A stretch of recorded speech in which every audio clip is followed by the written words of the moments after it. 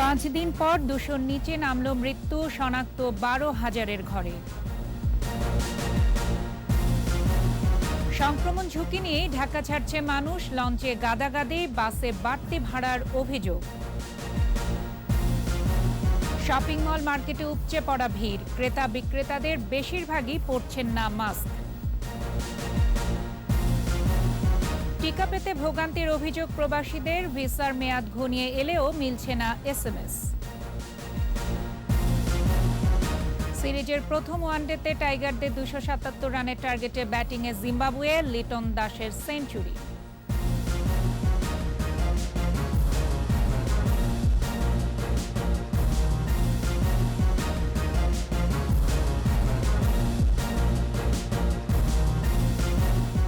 শুনছিলেন first security ইসলামী bank limited সংবাদ শিরোনাম। সন্ধ্যা 7টার 21 সংবাদে প্রত্যেককে আমন্ত্রণ জানাচ্ছি আমি ফারজানা আখি।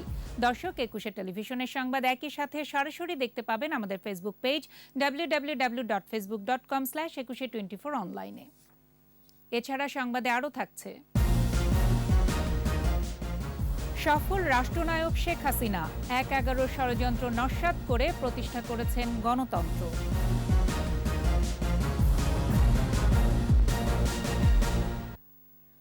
শুরুতেই জানাবো করোনা প্রসঙ্গ।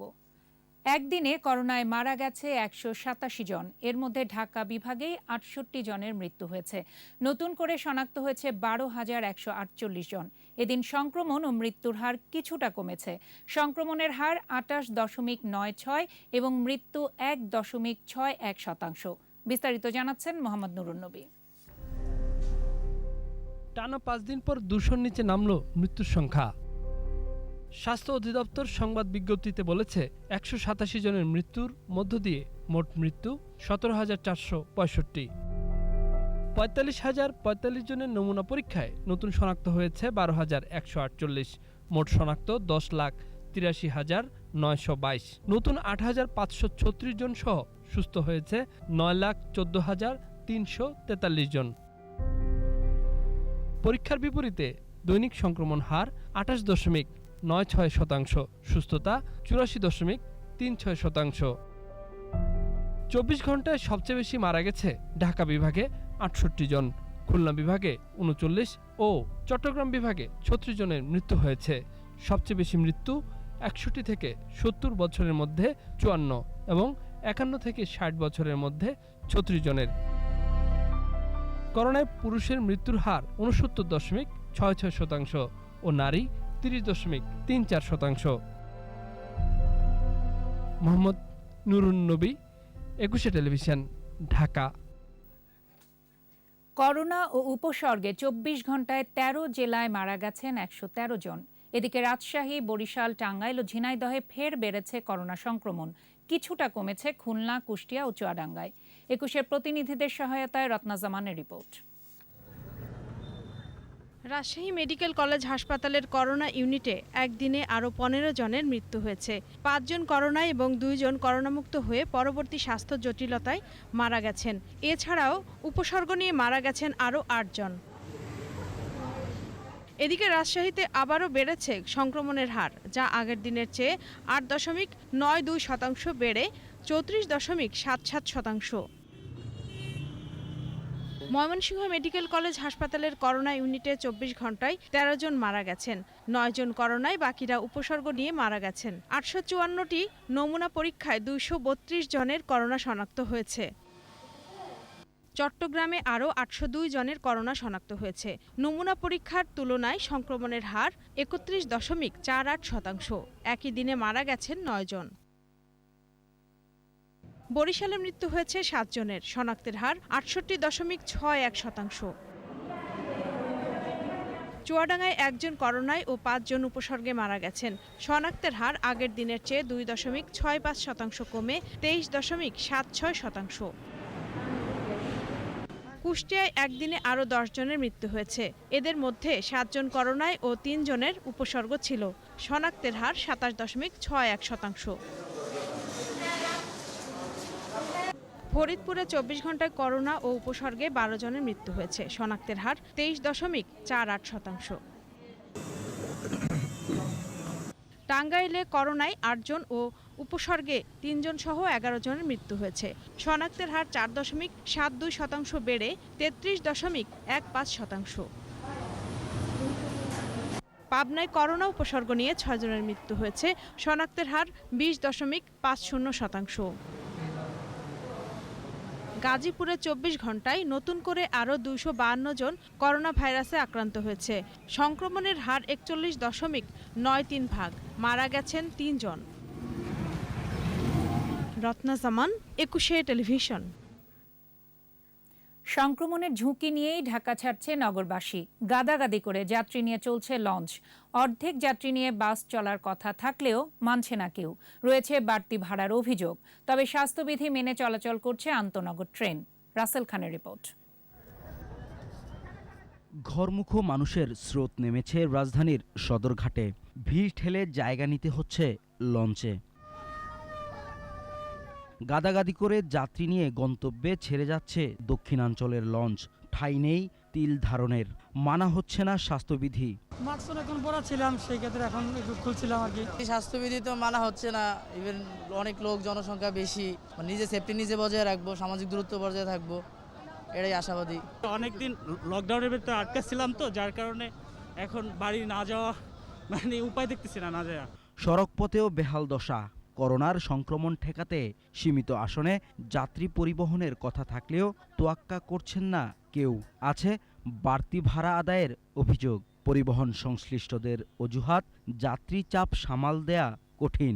আমরা দেখতেছি যে স্টেশনে সকলেই যে বেশ স্বাচ্ছন্দ্য এবং স্বাস্থ্যবিধি মেনেই চলার জন্য চেষ্টা করতেছে। আগে 2 সিটে একজন যাইতো, এখন 2 সিটে 2 জনই নিতে আছে, ভাড়াও ডাবল। দীর্ঘ যানজটের কারণে রাস্তার গাড়িগুলি সব আটকা পড়ার কারণে যাত্রীগুলি অতিরিক্ত গাড়ি যাত্রী জমে গেছে। তবে অনেকটা স্বস্তিতে বাড়ি ফিরছেন ট্রেনের যাত্রীরা। স্বাস্থ্যবিধি মেনেই চলাচল করছে ট্রেন। কর্তৃপক্ষের এমন ব্যবস্থাপনায় সন্তুষ্ট যাত্রীরাও। একদম 8টায় ঠিক মোবাইল নিয়ে বসে আছি, সার্ভার ডাউন 8টা থেকে 9টা পর্যন্ত আমি ঢুকতেই পারতেছিলাম না। স্যানিটাইজার করছে একটু আগে, আর সিটগুলো তো অবশ্যই ফাঁকা, তো আমার কাছে জার্নিটা ভালো মনে হচ্ছে। মা বাবা ওইখানে আছেন, ওনার বয়স হয়েছে, বৃদ্ধ মানুষ, কোরবানির ঈদ, এই জন্যই যাচ্ছে। করোনা সংক্রমণ ঠেকাতে নির্দেশনা অমান্য করলে কাউকে স্টেশনে প্রবেশ করতে দেয়া হবে না বলেও জানান স্টেশন ম্যানেজার। সমস্ত টিকিটগুলো অনলাইনে দিয়েছি যেন স্বাস্থ্যবিধি মেনে মানুষ ভ্রমণ করতে পারে, টিকিট ক্রয় করতে পারে, যা ঘরে বসে যেন তাকে স্টেশনে এসে গাদাগাদি করতে না হয়। আর আমার বাকি যেই সরকারি নির্দেশনাগুলো আছে স্বাস্থ্যবিধি মানার, আমরা অনুসরণ করে ট্রেন পরিচালনা করছি। আর লোকাল ট্রেনের ক্ষেত্রে মনিটরিং জোরদার করার নির্দেশনা দেয়া হয়েছে। রাসেল খান, ২১শে টেলিভিশন, ঢাকা। বাংলাবাজার শিমুলিয়া ঘাটে পশুবাহী ট্রাক ও পণ্যবাহী ট্রাকের দীর্ঘ সারি। পারাপারের অপেক্ষায় আটকে আছে ছোট বড় ৫ শতাধিক ট্রাক। ফেরিতে ব্যক্তিগত গাড়ি পারাপার বেশি হওয়ায় ঘন্টার পর ঘন্টা তীব্র গরমে গরুগুলো অসুস্থ হয়ে পড়ছে বলে অভিযোগ ব্যবসায়ীদের। তবে স্বাস্থ্যবিধি মানার ব্যাপারে বরাবরের মতোই উদাসীন ব্যবসায়ী সহ যাত্রীদের অনেকেই। সকাল থেকে নৌ রুটে ১২টি ফেরি চলাচল করছে। শিমুলিয়া নৌ রুটে চলছে ১৩টি ফেরি। ঘাটে পদ্মা নদী পাড়ের অপেক্ষায় প্রায় ৪০০ ছোট বড় যানবাহন রয়েছে। তবে যাত্রীদের তেমন ভিড় নেই। লকডাউন শিথিলের ঘোষণার পর গাজীপুরে ঢাকা টাঙ্গাইল ও ঢাকা ময়মনসিংহ মহাসড়কে বেড়েছে যানবাহন চলাচল। ঢাকা চট্টগ্রাম, ঢাকা সিলেট, ঢাকা আরিচা মহাসড়কে সৃষ্টি হয়েছে যানজট। ঈদকে সামনে রেখে রাজধানীর শপিং মল মার্কেটে উপচে পড়া ভিড়। অভিজাত শপিং মলে স্বাস্থ্যবিধি কিছুটা মানা হলেও তোয়াক্কা নেই নিউ মার্কেট গাউসিয়ায়। মাস্ক পরার বিষয়ে উদাসীন ক্রেতা বিক্রেতা। এদিকে সাপ্তাহিক ছুটির দিনে রাজধানীর গণপরিবহনে যাত্রী ছিল কম। বিস্তারিত জানাচ্ছেন সাইদুল ইসলাম। প্রায় ১৭ দিন বন্ধ থাকার পর ঈদকে সামনে রেখে খোলা হয়েছে রাজধানীর শপিং মল ও দোকানপাট। শুক্রবার সাপ্তাহিক ছুটির দিনে বিপুল সংখ্যক মানুষ এসেছেন কেনাকাটা করতে। রাজধানীর নূর মেনশন, নিউ মার্কেট, গাউসিয়ায় উপচে পড়া ভিড়। নেই সামাজিক দূরত্ব বিধির বালাই। অনেকেই এসেছেন মাস্ক ছাড়া।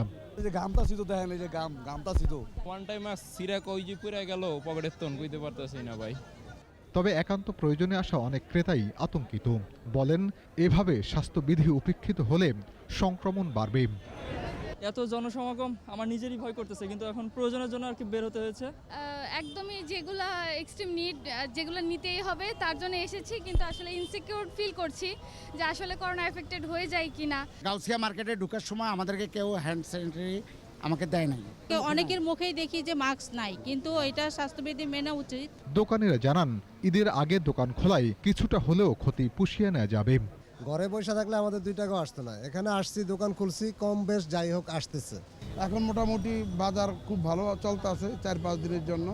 1 সপ্তাহের জন্য অনেকটা আমাদের উপকার হয়েছে, আর না দিলে আমাদের অনেক ক্ষতি হয়ে যেত। তবে অভিজাত শপিং মলগুলোতে তুলনামূলক ভিড় কম ছিল, স্বাস্থ্য সচেতনতাও। আর ঈদের আগে এত অল্প সময়ের জন্য দোকানপাট খোলায় কর্মচারীদের বেতন ভাতা সহ বেশ কিছু সমস্যায় পড়তে হবে বলে জানান দোকান মালিকরা। এদিকে ছুটির দিন থাকায় রাজধানীর গণপরিবহনে ছিল না যাত্রীর চাপ। সাইদুল ইসলাম, 21 টেলিভিশন, ঢাকা। টিকা পেতে পদে পদে দুর্ভোগ আর ভোগান্তি পোহাতে হচ্ছে প্রবাসীদের। আমি প্রবাসী অ্যাপে নিবন্ধনের 3 দিনের মধ্যে SMS পাবার কথা থাকলেও 2 সপ্তাহেও মিলছে না টিকার নির্ধারিত তারিখ। টিকা কেন্দ্রে দীর্ঘ লাইনে থেকে মুখোমুখি হতে হচ্ছে অব্যবস্থাপনার, নেই সামাজিক দূরত্ববিধির বালাই। রিপোর্টে আরও জানাচ্ছেন মোহাম্মদ নুরুন নবী।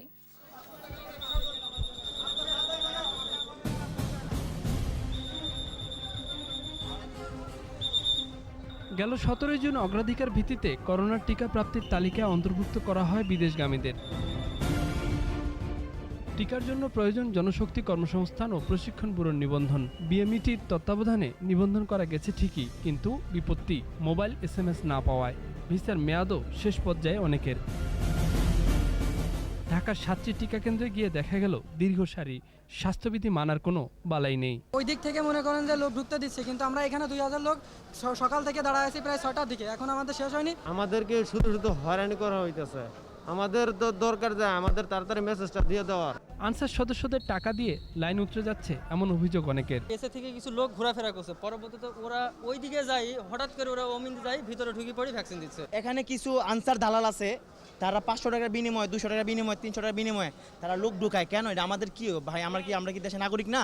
আবার যারা টিকা প্রদানে খুদে বার্তা পাননি, তাদের ভোগান্তিও কম নয়, ঘুরতে হচ্ছে দাঁড়ে দাঁড়ে। যারা 9-10 তারিখে নিবন্ধন করছে মেসেজ আসছে, আমরা 7 তারিখে, কেউ 6 তারিখে করছে, এখনো মেসেজ আসে না। এসএমএসটা আসবে কি আসবে না, 2 দিন লেট হবে কিনা, আমরা চাই একটা সিদ্ধান্ত। বলে ডাইরেক্টর স্যারের রুমে যান, ডাইরেক্টর স্যারের রুমে গেলে বলে এই রুমে আসেন, এরকম 2 দিন সকাল থেকে সন্ধ্যা করে চলে গেছে। আমাদের যদি আজকে টিকা না দিতে পারি আমরা, তাহলে মনে হয় 28 দিনে মেয়াদ আবার ফিরে একটা টিকা দিতে হবে। আমার ভিসা মেয়াদ আছে 30 দিন। সৌদি ও কুয়েত সহ মধ্যপ্রাচ্যের দেশগুলোয় ফাইজারের টিকা নেওয়ার নির্দেশনা ছিল অনেক নিয়োগ প্রতিষ্ঠানের, কিন্তু গেল মঙ্গলবার সে টিকাও শেষ। দেওয়া হচ্ছে যুক্তরাষ্ট্রের তৈরি মডার্নার টিকা। কুয়েত সরকার ওই দেশকে সকল যারা প্রবাসী আছে তাদেরকে ফাইজারের টিকা দিচ্ছে, কিন্তু এখানে দেখতেছে মডার্নার টিকা দিচ্ছে। এই টিকাটা নেওয়ার পরে কি উপকার হবে কিনা এবং এটা কি গ্রহণযোগ্যতা হবে কিনা, সৌদি সরকার সেটা অ্যাকসেপ্ট করবে কিনা। অফিস থেকে বলছে যে মডার্ন টিকা হলে হবে না, 70,000 টাকা বেশি ঠিকই লাগবে ওখানে গেলে। এখন কি করবো আমরা? 20,000 লাইন আছে, আমরা প্রতিদিন মেসেজ করে 1200 করে সিরিয়াল মতো, তাহলে 1200 করে পাঠিয়ে দিলে দেখেন যে কত দেরি লাগবে। কেউ যদি টাকা দেয় আমাকে টাকা দিতে হবে, আমাকে যা বলবে যে কে টাকা দিচ্ছে, আপনি বাইরে যা কেন আপনি টাকা দিচ্ছেন কেন, আমরা বলতেছি একটা পয়সা দিবেন না, আপনি দেন কেন? শুধু ঢাকায় প্রবাসী শ্রমিকদের টিকার ব্যবস্থা থাকলেও বাইরে নেই কোথাও। এই সুবিধা সবখানে নেবার দাবি শ্রমিকদের। মোহাম্মদ নুরুন নবী, 21 টেলিভিশন, ঢাকা। সময় হলো বিরতির, যখন ফিরছি তখন অন্যান্য খবরের সঙ্গে আরও যা থাকবে। আরেকটি 111 সৃষ্টির ষড়যন্ত্র চলছে বললেন ওবায়দুল কাদের। সুবিধাবাদীদের বিষয়ে সতর্ক থাকার আহ্বান। সিআরবিতে হাসপাতাল নির্মাণ ইস্যুতে আন্দোলনে উত্তাল চট্টগ্রাম, আদালতে যাওয়ার হুঁশিয়ারি। দেখছেন সন্ধ্যা 7টার 21 সংবাদ। রাজনৈতিক পথ চলায় নানা চড়াই উতরাই পার হয়ে একজন সফল রাষ্ট্রনায়ক ও বিশ্ব নেতায় পরিণত হয়েছেন বঙ্গবন্ধু কন্যা শেখ হাসিনা। বারবার মৃত্যুর মুখ থেকে ফিরে এসেছেন।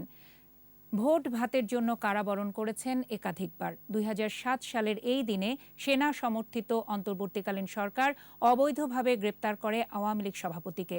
পরে নেতাকর্মীদের তীব্র আন্দোলনে মুক্ত হন শেখ হাসিনা, মুক্ত হয় অবরুদ্ধ গণতন্ত্র। বিস্তারিত জানাচ্ছেন আকবর হোসেন সুমন। স্বাধীনতা বিরোধী অপশক্তিকে সাথে নিয়ে তখন রাষ্ট্র ক্ষমতায় বিএনপি। খুন, ধর্ষণ, রাহাজানির অন্ধকার সময়, গণতন্ত্রের ঘোর সংকট, অনিয়ম, দুর্নীতি, লুটপাট ও অপশাসনে ভগ্নপ্রায় রাষ্ট্র কাঠামো। 2007 সালে রাজনৈতিক সংস্কারের ধোঁয়া তুলে ক্ষমতা দখল করে সেনা সমর্থিত অন্তর্বর্তীকালীন সরকার। গণতন্ত্র পুনরুদ্ধারের আন্দোলনে তখন রাজপথে আওয়ামী লীগ। জনপ্রিয়তার শীর্ষে থাকা দলটির সভাপতি শেখ হাসিনা গণতন্ত্র প্রতিষ্ঠায় যে কোনো ত্যাগ স্বীকারে প্রস্তুত। তৎকালীন সরকার ক্ষমতার লোভে মাইনাস শেখ হাসিনা ফর্মুলা নেয়। 11 জুলাই ষড়যন্ত্রমূলক মিথ্যা মামলায় সুধা সদন থেকে গ্রেফতার করা হয় তাকে।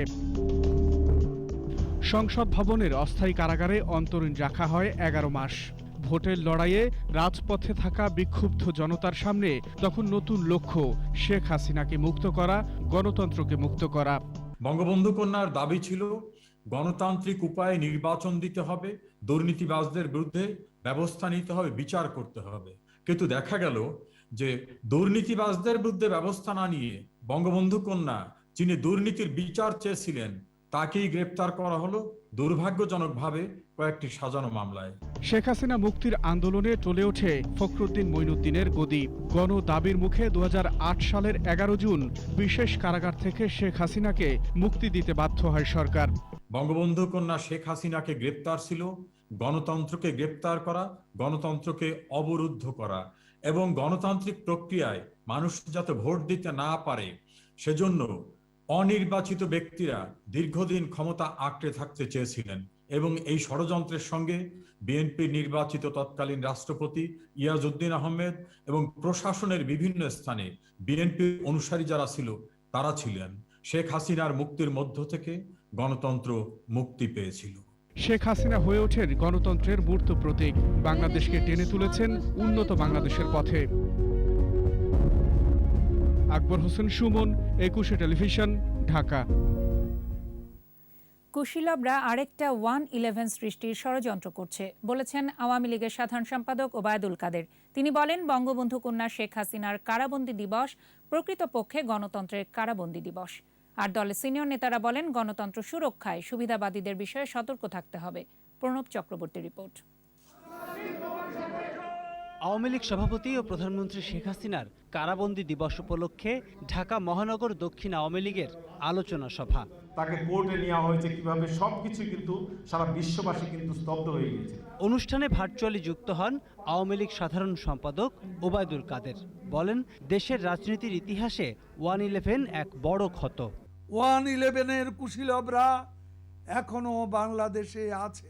যারা 1-11-এর এখনো রঙিন খোয়াব দেখছেন, সেই রঙিন খোয়াব বাংলাদেশে আর কোনোদিনও সফল হবে না। এ সময় দলের সিনিয়র নেতারা বলেন, আওয়ামী লীগের শেকড় মাটির অনেক গভীরে, ভাঙন ধরানোর কোনো অপচেষ্টা সফল হবে না। সেনা সমর্থিত সরকার সেদিন পারে না তাদের সেই কবজাকে দৃঢ়বদ্ধ করতে। বিশ্ব ব্যাংকের ভাইস প্রেসিডেন্ট এই বাংলাদেশে এসে বলেছিল, আমাদের লক্ষ্য মাইনাস শেখ হাসিনা। আমরা সেদিন বলেছি, মাইনাস শেখ হাসিনা বলে বাংলাদেশে কোনো রাজনীতি হবে না। দলে দুর্নীতিবাজ ও সুবিধাবাদীরা সবসময় সক্রিয়। তাদের বিরুদ্ধে সজাগ থাকার আহ্বান জানান বক্তারা। এই বাংলাদেশে কাক ও কোকিল চেনা বড় দুষ্কর। গণতন্ত্র অর্জন করা যত কঠিন, তার চেয়ে অনেক কঠিন গণতন্ত্রকে রক্ষা করা। মাইনাস শেখ হাসিনা তারা দেশ পরিচালনা করবে, এটাই তো ছিল তাদের লক্ষ্য। সেই লক্ষ্যের পক্ষে কারা কাজ করেছে? তারা কি সবাই আওয়ামী লীগের বিরোধী লোক? সেই ইতিহাস ভুললে চলবে না, ইতিহাস থেকে শিক্ষা নিতে হবে। সব রকম ষড়যন্ত্রের জাল ছিন্ন করে দেশের উন্নয়ন অগ্রযাত্রায় আওয়ামী লীগের নেতাকর্মীদের এক থাকার আহ্বান জানান তারা। আসুন আজকে আমরা শপথ নেই। প্রণব চক্রবর্তী, 21 টেলিভিশন, ঢাকা। প্রধানমন্ত্রী ও আওয়ামী লীগ সভাপতি শেখ হাসিনার কারাবন্দী দিবস উপলক্ষে মিলাদ ও দোয়া মাহফিলের আয়োজন করে যুবলীগ। বঙ্গবন্ধু অ্যাভিনিউয়ে কেন্দ্রীয় কার্যালয়ে এই আয়োজনে সংগঠনের নেতা কর্মীরা অংশ নেন। এ সময় বক্তারা বলেন, তৎকালীন বিএনপি জামাত জোট সরকারের আমলে লাগাতার দুর্নীতির কারণেই 1-11-এর সৃষ্টি হয়। ষড়যন্ত্রকারীরা আওয়ামী লীগকে ধ্বংস করতেই বঙ্গবন্ধু কন্যা ও বর্তমান প্রধানমন্ত্রী শেখ হাসিনাকে গ্রেপ্তার করেছিল। প্রায় অভিন্ন ইতিহাস, সভ্যতা, সংস্কৃতিতে দক্ষিণ এশিয়ার দেশগুলোর মানুষের পারস্পরিক সম্পর্কে গভীর মেলবন্ধন রয়েছে। একে কাজে লাগিয়ে আন্তঃরাষ্ট্রীয় প্রসারের সম্ভাবনাকে কাজে লাগানোর এখনই সময়।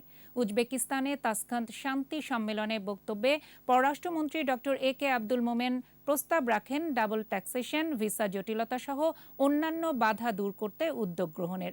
বলেন, প্রতিবেশী দেশগুলোর সাথে যোগাযোগ ব্যবস্থা উন্নয়ন সহ বাংলাদেশ আসিয়ান ও বিমস্টেক এ লক্ষ্য অর্জনে নেতৃত্বের ভূমিকায় কাজ করে যাচ্ছে।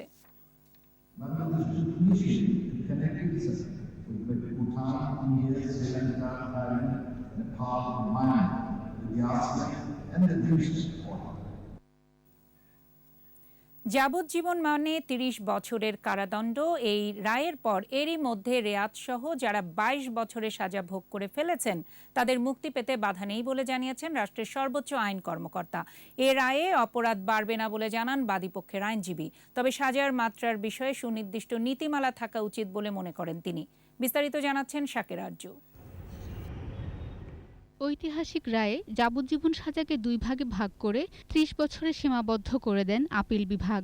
একটিতে রেয়াত সহ ২২.৫ বছরে মুক্তি পাবে আসামি, আরেকটিতে রেয়াত ছাড়া আমৃত্যু জেল। তবে এই রায় আন্তর্জাতিক অপরাধ ট্রাইব্যুনালের ক্ষেত্রে প্রযোজ্য হবে না। শুক্রবার সংবাদ সম্মেলনে রাষ্ট্রের সর্বোচ্চ আইন কর্মকর্তা জানান, এ রায় কারাগারে থাকা কয়েদিদের ক্ষেত্রেও প্রযোজ্য হবে। যদি আদালত অপরাধের গুণাগুণ বিচার করে অপরাধ যদি দেখেন যে এটা জঘন্যতম অপরাধ, সেই ক্ষেত্রে কিন্তু আমৃত্যুও বলতে পারবেন আদালত। কিন্তু যদি এটা না বলে থাকেন তাহলে ৩০ বছর হবে। তারা বেনিফিটটা পাবেন। যদি তারা ওই সময়টা শেষ হয়ে যায় তাহলে তারা 35A অনুযায়ী কারা কর্তৃপক্ষটা গুণানি করে এই করে বলবেন যে হ্যাঁ তার যে শেষ হয়ে গেছে। মামলার বাদী আতাউর মৃধার আবেদনের যাবজ্জীবন সাজার এই রায় আসে। মামলা জ্যেষ্ঠ আইনজীবী জানান, যাবজ্জীবন মানে যদি আমৃত্যু হতো তাহলে দেশের কারাগারগুলো ওল্ড হোমে পরিণত হতো। এই রায়টি আমরা অত্যন্ত জনকল্যাণমূলক হবে। অপরাধের গুরুত্ব দেখতে হবে, পারিপার্শ্বিক অবস্থা দেখতে হবে, দেখে সাজা দিতে হবে। সেই ক্ষেত্রে সেন্টেন্সিং গাইডলাইন এটা থাকা দরকার এবং পৃথিবীর অন্যান্য দেশেও সেন্টেন্সিং গাইডলাইন আছে। পর্যবেক্ষণে বলছেন যে আমাদের সেন্টেন্সিং গাইডলাইন নাই, আমাদের অন্য দুই জাজরাও বলছেন। তো সেইটা সেন্টেন্সিং গাইডলাইনটা আসলে এখন মনে হচ্ছে যে এটা প্রয়োজন। হয়তো ওদের ভবিষ্যতে আমরা আশা করি এটা হয়তো আসবে। এ রায়ের পরও যাবজ্জীবন সাজাপ্রাপ্ত আসামিদের রাষ্ট্রপতির ক্ষমা করার ক্ষমতা ও সরকারের ফৌজদারি কার্যবিধি অনুযায়ী ৪০১ ও ৪০২ ধারা প্রয়োগের ক্ষমতা অক্ষুণ্ণ থাকল। শাকের আরজু, একুশে টেলিভিশন, ঢাকা। সিআরবিতে হাসপাতাল নির্মাণ ইস্যুতে প্রতিবাদ আন্দোলনে উত্তাল চট্টগ্রাম। গাছ কেটে স্থাপনা নির্মাণের প্রতিবাদে চলছে সভা সমাবেশ। কর্মসূচি থেকে প্রকৃতি ও ঐতিহাসিক নিদর্শন ধ্বংস করে হাসপাতাল নির্মাণের সিদ্ধান্ত প্রত্যাহারের দাবি জানান বিভিন্ন শ্রেণী পেশার মানুষ। রিপোর্ট করছেন হাসান ফেরদৌস। 1872 সালে নির্মিত আসাম বেঙ্গল রেলওয়ের সদর দপ্তর সেন্ট্রাল রেলওয়ে বিল্ডিং সিআরবি এখন বাংলাদেশ রেলওয়ের পূর্বাঞ্চলীয় সদর দপ্তর। নৈসর্গিক সৌন্দর্যের কারণে এলাকাটি অক্সিজেন ভান্ডার হিসেবে পরিচিত। এখানে বেসরকারি হাসপাতাল নির্মাণের ঘোষণায় বিক্ষুব্ধ হয়ে উঠেছেন চট্টগ্রামের সর্বস্তরের মানুষ। সিআরবির প্রাকৃতিক পরিবেশ রক্ষায় বিভিন্ন পরিবেশবাদী সংগঠনের পাশাপাশি আন্দোলনে নেমেছেন নাগরিক সমাজের প্রতিনিধি সহ বিভিন্ন রাজনৈতিক সামাজিক সংগঠনের প্রতিনিধিরা। এটা আমাদের ঐতিহ্য, আমাদের ঐশ্বর্য। এখানে বাস্তুতান্ত্রিক ঐশ্বর্য, সাংস্কৃতিক ঐশ্বর্য, আমাদের সামাজিক ঐতিহ্য, সামাজিক ঐশ্বর্য। এই ঐশ্বর্যকে যে কোনো মূল্যে রক্ষা করতে হবে। মাস্টার প্ল্যান এবং ডিটেল এরিয়া প্ল্যানে সিআরবিকে হেরিটেজ এলাকা ঘোষণা করা হয়েছে। কর্মসূচি থেকে জানানো হয় প্রাকৃতিক পরিবেশ রক্ষায় প্রয়োজনে আদালতে যাবেন তারা। এই এলাকাটা হচ্ছে চট্টগ্রামের ফুসফুসের মতো, সর্বত্র নগরায়ন হয়ে যাচ্ছে। সেই জন্য আমরা বিশেষভাবে এই জায়গাটাকে রক্ষা করতে চাই। এই জাতীয় ব্যবসায়িক প্রতিষ্ঠান করার মধ্য দিয়ে এই যে পরিবেশটি ধ্বংস হয়ে যাবে। পাবলিক প্রাইভেট পার্টনারশিপের আওতায় সিআরবি এলাকায় হাসপাতালটি নির্মাণ করছে ইউনাইটেড এন্টারপ্রাইজ নামে একটি প্রতিষ্ঠান। হাসান ফেরদৌস, একুশে টেলিভিশন, চট্টগ্রাম। বাজার পরিস্থিতির খবর। ঈদের বেশ আগেই গ্রামের বাড়ি ছুটছে নগরবাসী, তাই চিরচেনা ভিড় নেই ঈদের আগের শেষ শুক্রবারের কাঁচা বাজারে। পণ্যের সরবরাহ স্বাভাবিক, বেড়েছে কিছু মশলার দাম। আরও জানাচ্ছেন মেহেদি হাসান। কোরবানির ঈদের আগের শেষ শুক্রবার। স্বাভাবিক সময়ে ঈদের প্রয়োজনীয় কেনাকাটার স্বার্থে এমন দিনে উপচে পড়া ভিড় থাকে ক্রেতাদের, কিন্তু এবার ঈদের পরে লম্বা লকডাউন থাকায় গ্রামের বাড়ির দিকেই ছুটছে মানুষ, তাই বাজার অনেকটাই ফাঁকা। তবে কোরবানির জন্য এরই মধ্যে বেড়েছে গরুর দাম, তাই বাজারে ক্রেতা কম থাকলেও মাংসের দাম বেড়েছে কেজিতে 20 টাকা পর্যন্ত। কিনে বেচা তো নাই, কাস্টমারই না, না বসে রয়েছি। আমরা গরু কিনতেছি, ওইটা কোরবানিতেই দাম হিসাবে আমাদের কিনা হইতেছে। মাংসের দাম বেশি, সামনে কোরবানি, এই জন্য হাটে মালের খুব সংকট। মাছের চাহিদা ও দাম দুই কমতে শুরু করেছে। গত সপ্তাহে 1 কেজি সাইজের মাছ বেচি 1400, 1500, 1600 টাকা কেজি। এই সপ্তাহে বিক্রি করতেছি 1100 টাকা কেজি। খরিদ্দার কম, ঈদের বাজার, অনেক মাছ কেনাকাটা একটু কমই করব। মাংস রান্নায় মশলার বিকল্প নেই। এবছর আদা, পেঁয়াজ, রসুনের দাম স্বাভাবিক থাকলেও এলাচ কেজি প্রতি 100 টাকা এবং লবঙ্গের দাম কেজি প্রতি 300 টাকা বেড়েছে। সামান্য কিছু এলাচের বাড়ছে, আর লবঙ্গের দামটা বাড়ছে, আর জিরা অন্যান্য গুলো আগের দামে আছে। এবার তো বাজারে কোনো ভিড় নাই, আমাদের কোনো বেচা কিনা নাই, খুব ঠান্ডা অবস্থা। কেজি প্রতি 50 থেকে 100 টাকা পর্যন্ত বেড়েছে ছুরি, বটি, চাপাতির মতো লৌহজাত সামগ্রীরও। গত বছরের তুলনামূলক এই বছরটা অনেকটাই খারাপ যাবে, এটা সবাই জানে। টমেটো, গাজর ছাড়া বাকি সব সবজির দাম নেমে এসেছে কেজি প্রতি 40 টাকার মধ্যে। তরকারির দাম এখন বর্তমানে লকডাউন যাওয়ার পর থেকে বাড়ে নাই। মেহেদি হাসান, 21 টেলিভিশন, ঢাকা। আবারও নিচ্ছি বিরতি, যখন ফিরছি তখন অন্যান্য খবরের সঙ্গে আরো যা থাকবে। 31 বছর পর চামড়া রপ্তানির অনুমতি, অভ্যন্তরীণ বাজারে শৃঙ্খলা ফিরবে বলছেন অর্থনীতিবিদরা। সন্ধ্যা 7টার 21 সংবাদে আবারও আমন্ত্রণ। 31 বছর পর চামড়া রপ্তানির অনুমতি দিল সরকার। এতে কাঁচা চামড়ার অভ্যন্তরীণ বাজারে প্রতিযোগিতা ও শৃঙ্খলা ফিরবে বলে আশা করছেন অর্থনীতিবিদরা। তবে ট্যানারি মালিকদের দাবি, রপ্তানির কারণে দেশীয় চামড়া শিল্পের সংকট পড়তে পারে। এদিকে বাণিজ্যমন্ত্রী বলছেন, স্থানীয় শিল্পের প্রয়োজনীয় চাহিদা নিরূপণ করেই রপ্তানির অনুমতি দেওয়া হয়েছে। তৌহিদুর রহমানের রিপোর্ট। কোরবানির পশুর চামড়ার বাজার গেল কয়েক বছর ভালো যায়নি। ন্যায্য মূল্য না পেয়ে পানির দামেই বিক্রি করতে বাধ্য হয়েছেন মালিকরা। চামড়া মাটি চাপা দেওয়ার পাশাপাশি খালে বিলে ফেলার ঘটনাও ঘটেছে। তাই এবার স্থানীয় বাজারে শৃঙ্খলা ফেরাতে চামড়া রপ্তানির অনুমোদন দিয়েছে সরকার। এখন পর্যন্ত 6টি প্রতিষ্ঠান 8টি দেশে 1,20,00,000 বর্গফুট ওয়েট ব্লু চামড়া রপ্তানির অনুমতি পেয়েছে। এদিকে রপ্তানির কারণে এবছর কোরবানির পশুর চামড়া সস্তায় না পাওয়ার শঙ্কা তৈরি হয়েছে ট্যানারি পল্লীতে। রপ্তানির বিপক্ষে অবস্থান তাদের। ভ্যালু এডিশনের জন্য 1990 সালে ওয়েট ব্লু চামড়া আপনার নিষিদ্ধ তালিকায় অন্তর্ভুক্ত করা হয়েছিল। যদি এটা কন্টিনিউ আপনার রপ্তানি অনুমোদন দিতে থাকে, তাহলে দেশের শিল্প আপনার মারাত্মক ক্ষতির মুখে পড়বে। তবে যারা রপ্তানির অনুমতি পেয়েছেন তাদের বক্তব্য ভিন্ন। রপ্তানি উন্মুক্ত করায় কাঁচা চামড়ার স্থানীয় বাজার চাঙ্গা হবে বলে মনে করছেন তারা। ওয়েট ব্লু যখন আমরা বাইরে এক্সপোর্ট করব, তখন কিন্তু বাইরের যারা বিদেশি যারা বায়ার আছে, যারা আমাদের ওয়েট ব্লুটা নেবে, তখন তারা কিন্তু আমাদের দেশের উপরে কিন্তু একটা কনফিডেন্স আসবে যে হ্যাঁ, বাংলাদেশের যারা ট্যানারি মালিক আছে তারা ইন্টারন্যাশনাল স্ট্যান্ডার্ডে ওয়েট ব্লুটা করতে পারে। অর্থনীতিবিদরা বলছেন, চামড়া রপ্তানির সিদ্ধান্ত খুবই ইতিবাচক। স্থানীয় বাজারে প্রতিযোগিতা ও শৃঙ্খলা ফেরাতে ওয়েট ব্লু রপ্তানির সুযোগ রাখা যৌক্তিক। আমরা মনে করি যে একটি যথাযথ উদ্যোগ। আশা করি যে এর মাধ্যমে দেশে চামড়ার ক্ষেত্রে প্রতিযোগিতামূলক এক ধরনের মূল্যের কাঠামো তৈরি হবে এবং উদ্যোক্তারাও বেশি চামড়া কিনতে চাইবেন। বাণিজ্যমন্ত্রী বলছেন, চামড়ার অভ্যন্তরীণ যোগান ও চাহিদা পর্যালোচনা সাপেক্ষে ওয়েট ব্লু রপ্তানির অনুমতি দেয়া হয়েছে। স্থানীয় চামড়া শিল্প ক্ষতিগ্রস্ত হওয়ার কোনো আশঙ্কা নেই। 6টা প্রতিষ্ঠানকে আমরা ব্লু ওয়েট রপ্তানির পারমিশন দিয়েছে। এর ফলে হবে কি, বাজারে চামড়ার দামটা ভালো পাওয়া যাবে। 1, 2 নম্বর হলো যে আমাদের এক্সপোর্ট বাস্কেটটাও বাড়বে। গ্লোবাল মার্কেটে আমাদের ডিমান্ডটা বেড়ে যাওয়া, চায়না থেকে কিছু মার্কেট শিফট করা, সব বিবেচনাতে আমাদের ইমপ্রুভ হবে বলে আশা করি। আর দেশের আমাদের ইন্ডাস্ট্রিগুলো যেন ক্ষতিগ্রস্ত না হয়, সেটাও আমাদের ফুল অবজারভেশনে আছে। কাঁচা চামড়া প্রাথমিকভাবে প্রক্রিয়াজাত করার পর তা ওয়েট ব্লুতে পরিণত হয়। 1989 সালের পর এই বছরই প্রথম ওয়েট ব্লু রপ্তানি করতে যাচ্ছে বাংলাদেশ। তৌহিদুর রহমান, 21 টেলিভিশন, ঢাকা। SIBL ব্যবসা বাণিজ্যের খবর।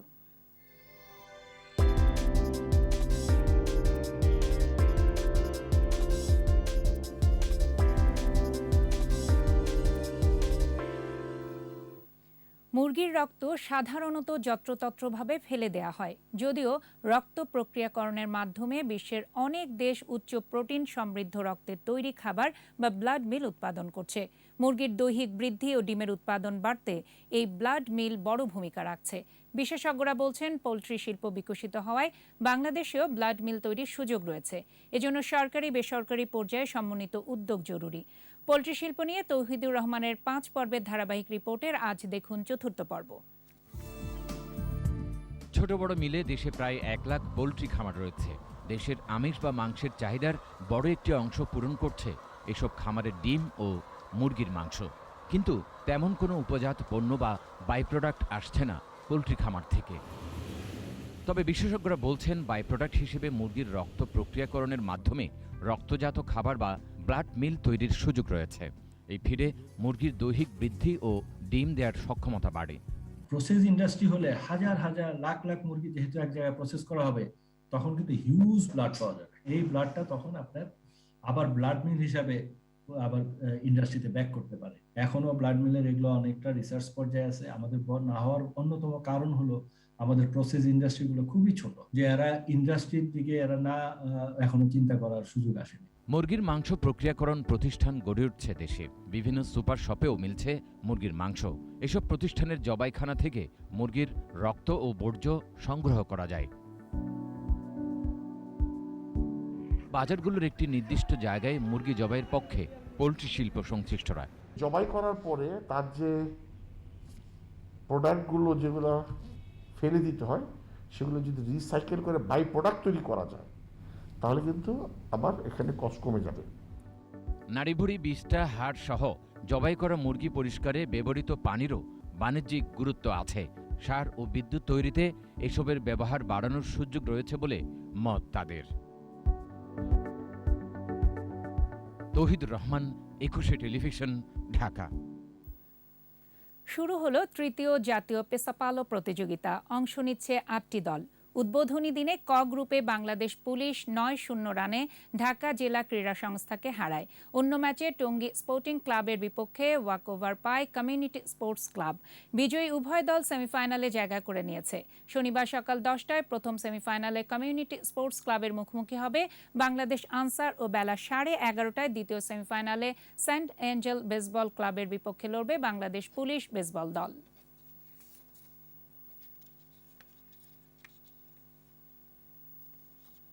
আর এরই সাথে শেষ করছি সন্ধ্যা 7টার 21 সংবাদ। তবে যাবার আগে ফার্স্ট সিকিউরিটি ইসলামী ব্যাংক লিমিটেড সংবাদ শিরোনামগুলো জানাচ্ছি আরও একবার। 5 দিন পর 200-র নিচে নামল মৃত্যু, শনাক্ত 12,000-এর ঘরে। সংক্রমণ ঝুঁকি নিয়েই ঢাকা ছাড়ছে মানুষ, লঞ্চে গাদাগাদি, বাসে বাড়তি ভাড়ার অভিযোগ। শপিং মল মার্কেটে উপচে পড়া ভিড়, ক্রেতা বিক্রেতাদের বেশিরভাগই পরছেন না মাস্ক। টিকা পেতে ভোগান্তির অভিযোগ প্রবাসীদের, ভিসার মেয়াদ ঘনিয়ে এলেও মিলছে না SMS। এবং সিরিজের প্রথম ওয়ানডেতে টাইগারদের 277 রানের টার্গেটে ব্যাটিংয়ে জিম্বাবুয়ে, লিটন দাসের সেঞ্চুরি।